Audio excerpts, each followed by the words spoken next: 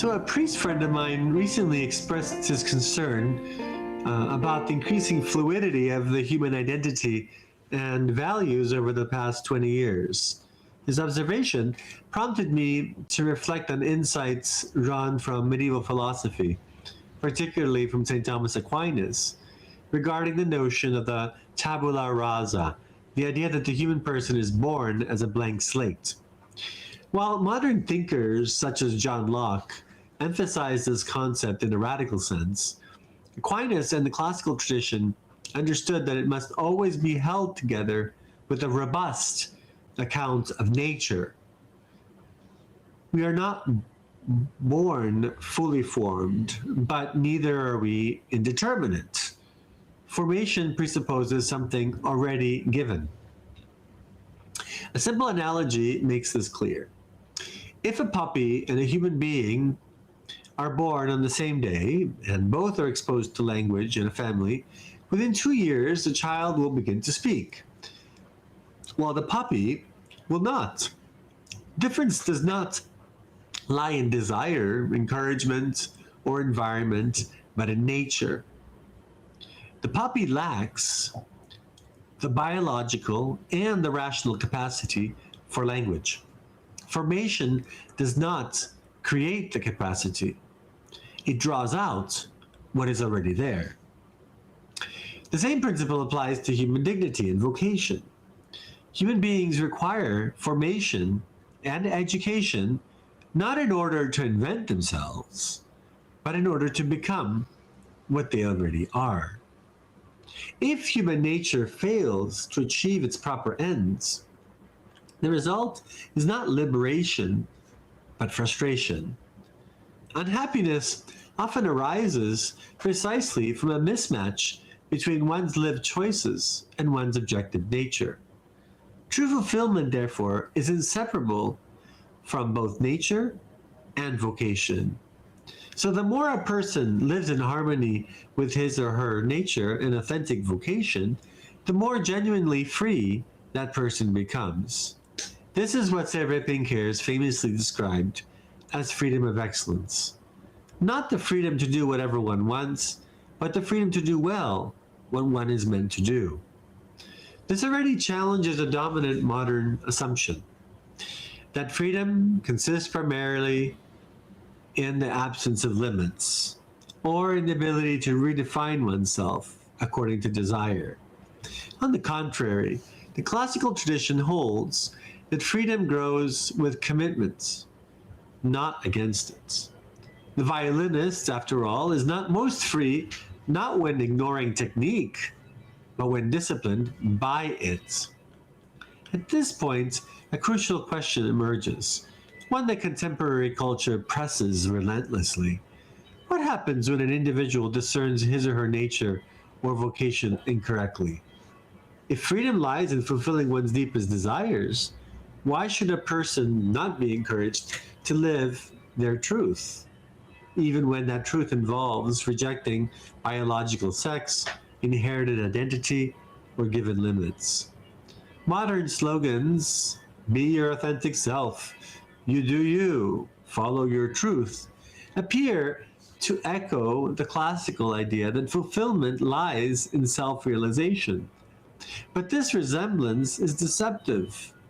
What contemporary culture presupposes is not a formed nature seeking its proper end, but a radically indeterminate self, a true tabula rasa upon which identity must be constructed.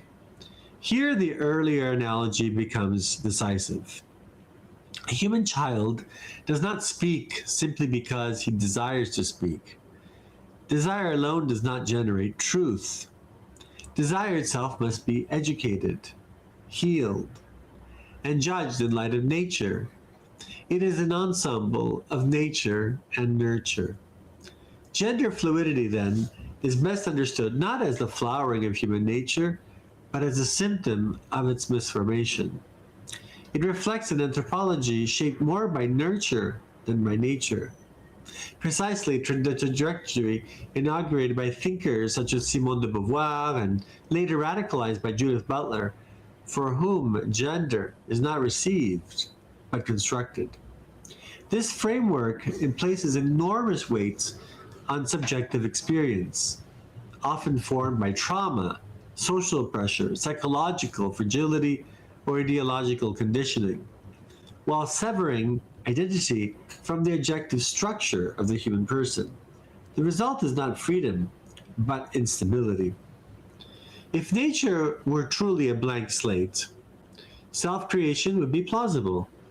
But if nature is real, intelligible, and ordered toward specific goods, then a mistaken discernment does not liberate, it misdirects. One may sincerely pursue happiness and yet move farther from it. Good intentions cannot substitute for truth about the human person. The classical tradition insists that freedom is not the power to redefine reality, but the capacity to adhere to it intelligently. When desire is severed from nature, freedom collapses into compulsion. Self-expression becomes self-fragmentation.